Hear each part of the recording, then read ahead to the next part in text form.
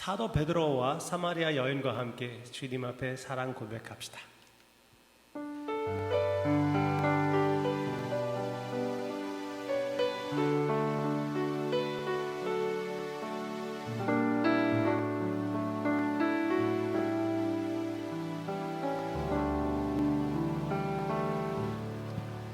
갈릴리 바닷가에서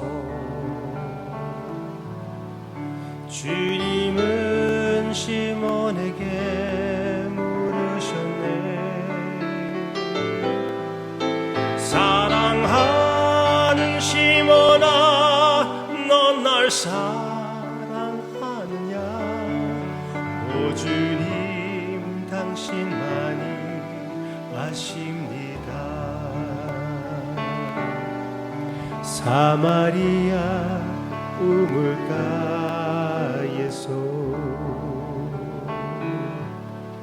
주님은 여인에게 물으셨네. 사랑하는 여인아, 넌 날 사랑하느냐? 오 주님, 당신만이 아십니다.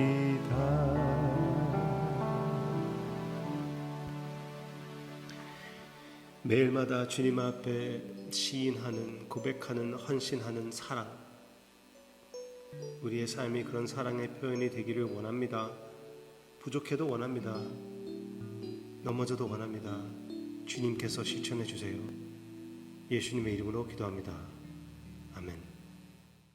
출애굽기 11장은 마지막 재앙을 바로에게 선포하는 그 내용입니다. 4절부터 보겠습니다. 마지막 재앙, 장자의 죽음. 모세가 바로에게 이르되 여호와께서 이와 같이 말씀하시기를 밤중에 내가 애굽 가운데로 들어가리니 애굽 땅에 있는 모든 처음 난 것은 왕 위에 앉아 있는 바로의 장자로부터 맷돌 뒤에 있는 몸종의 장자와 모든 가축의 처음 난 것까지 죽으리니 애굽 온 땅에 전무후무한 큰 부르짖음이 있으리라. 그러나 이스라엘 자손에게는 사람에게나 짐승에게나 개 한 마리도 그 혀를 움직이지 아니하리니 여호와께서 애굽 사람과 이스라엘 사이를 구별하는 줄을 너희가 알리라 하셨나니. 여기에서 분명히 하나님께서 애굽 사람들과 또 이스라엘 사람들 그 사이를 구별하신다고 말씀하십니다. 이것은 다른 재앙들과 같습니다. 애굽 사람들과 이스라엘 백성들을 하나님께서 구별하십니다. 왜? 이스라엘 백성들은 하나님의 백성들이기 때문에, 하나님께서 이스라엘 백성들을 구해내는 출애굽이기 때문에. 그래서 10장에서 나오는 그 흑암의 재앙도 역시 그렇습니다. 10장에서 나오는 21절, 여호와께서 모세에게 이르시되 하늘을 향하여 내 손을 내밀어 애굽 땅 위에 흑암이 있게 하라. 곧 더듬을 만한 흑암이라. 보세요.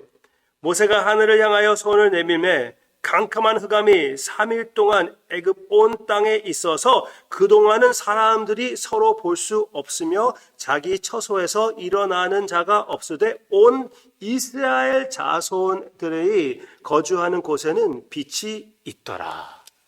와우! 이스라엘 백성들이 거주하는 그 곳엔 거기 주변에는 빛이 있고 나머지 애굽 땅에는 빛이 없었습니다. 그래서 분명히 하나님께서 구별하시는 것을 보여주고 있습니다. 그런데 이 마지막 재앙은 조금 다릅니다.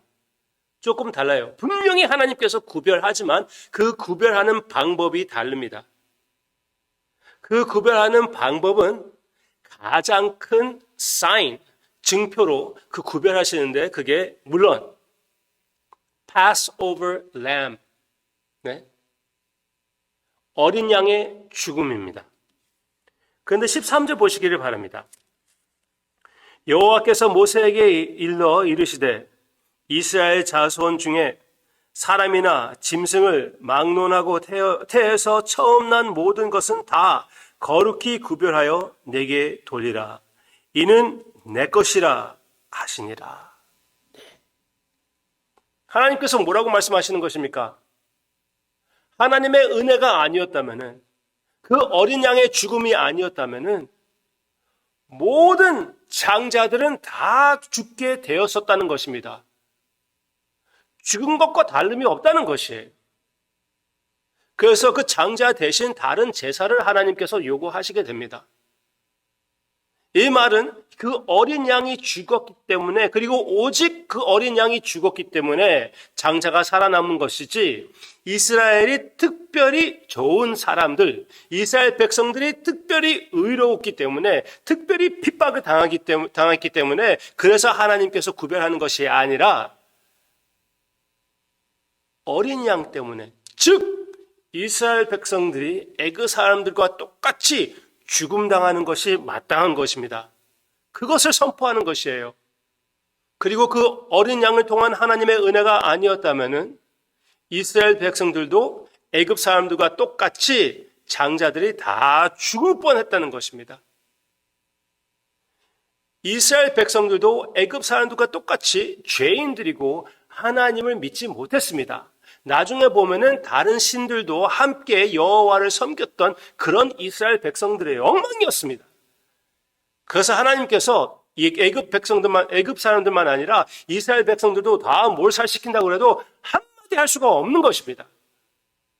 그렇지만 하나님께서 어린 양의 사인을 주심으로써 그들을 구해내는 것을 우리가 보게 됩니다. 그 사인을 생각해 보시기를 바랍니다. 어떻게 사인을 주셨습니까? 그 어린 양의 살을 먹는 동시에 그 피를 가지고 문 위에 바르게 되었습니다. 옆에 바르고 위에 바르게 되었습니다. 이스라엘 백성들이 이미 알고 있는 이야기들, 네?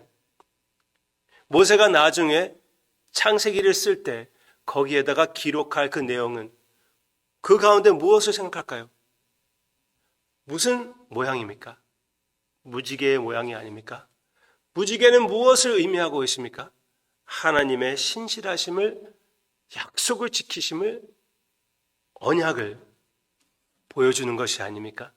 그 언약을 실천하기 위하여 아브라함에게 주신, 또 노아에게도 허락하신 하나님의 신실하심을 실천하신다는 그런 신실하신 하나님이라는 것을 우리에게 보여주는 것이고, 그리고 그 신실하심을 실천하기 위하여 하나님의 어린 양, 예수님이 오신 것이 아닙니까? 우리의 죄로부터 구원해 주시는 하나님의 어린 양, 세례 요한이 선포한, 그리고 요한계시록에서 유다의 사자로서 나오시며 죽음당한 어린 양으로 나오시는 예수님을 생각하게 해주는 것이 아닙니까? 하나님의 어린 양이신 예수님의 피로 인하여 우리는 애굽 사람과 똑같이, 이스라엘 백성들과 똑같이 죽임당해야지 마땅한데 하나님께서 우리에게 긍휼을 베풀어 주신 것이 아닙니까? 그리고 예수님과 함께 모든 것을 허락하신 것이 아닙니까? 이스라엘 백성들의 풍습을 생각하면은, 그리고 이 시대의 사람들의 모습을 생각한다면 그 어린 양은 어떤 어린 양입니까? 이제 앞으로 계속 그 어린 양을 죽이게 될 텐데, 그 1년도 안 된 그 어린 양을 죽이는 것은 아이들과 함께 1년 동안 같이 자라난다고 합니다. 집 안에서 키운 완전히 강아지와 같은 그런 어린 양을 이제 하나님 앞에 바치는 것은 아버지께서 아들을 내어주시는 그 심정을 아주 조금이라도 이해하라고 우리에게 얘기해 주는 것이 아닙니까? 아낌없이 당신의 아들을 내어주시고 또 우리에게 주신 하나님께서 오늘 성도님에게 필요한 모든 것이 되어 주실 것입니다. 그분이 친히 우리의 모든 이 삶에 그리고 앞으로 올 내세에서도 그 모든 필요한 것을 풍부하게 우리에게 되어주시는 우리 주님이라는 것 기억하고 오늘 용기를 내고 또 한 번 헌신하며 하루 승리하시는 여러분들의 모습이 되기를 주님의 이름으로 축원합니다. 기도하겠습니다. 마땅히 애굽 사람들과 같이 또 이스라엘 백성들과 같이 다 죽어도 마땅하지만 다 영원토록 선하신 주님의 곁을 떠날 수밖에 없었던 우리이지만 하나님의 독생자 어린 양 예수를 우리에게 주심을 감사를 드립니다. 그러나 죽음에서 부활하시고 영원토록 그 죽임 당한 그 못자국을 우리에게 보여주시며 우리에 대한 아버지에 대한 사랑을 선포하시는 우리 주님을 바라보게 됩니다. 그 모습을 생각하며 오늘 주님 안에서 나에게 필요한 모든 것이 있다는 것을 기억하고 오늘 승리의 하루로 주님께 영광을 돌리게 해주시옵소서. 그 가운데 우리는 넘어집니다. 우리는 실패합니다. 이스라엘 백성들과 같이 하나님의 신실하심, 주님의 선하심을 의심할 수도 있어요. 그러나 그 가운데에서도 우리는 낙심하지 않는 것은 우리의 힘이 아닌 주님의 힘, 주님의 보혈, 어린 양의 보혈이 있기 때문에 그럴 수 있는 것입니다. 성령님께서 그렇게 역사해 주셔요. 감사하며 예수님의 이름으로 기도합니다. 아멘. 주 보좌로부터 물이 흘러 가는 곳마다 새로워지네.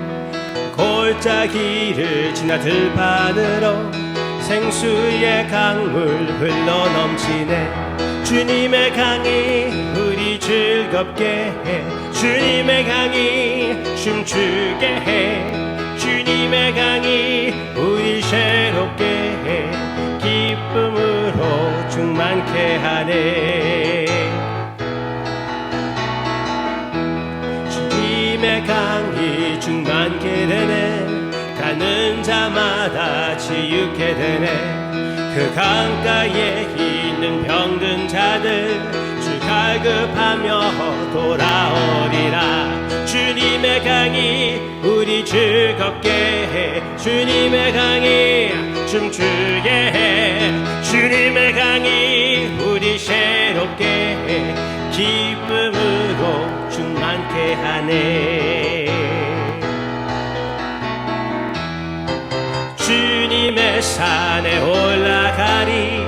주 계신 보좌 찾으러 그 강변에 우리 달려가서 춤을 추며 주를 찬양하리.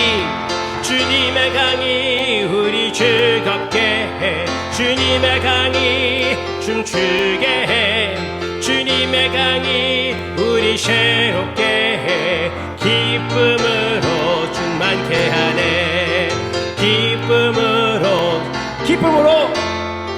기쁨으로 충만케 하네. 아멘.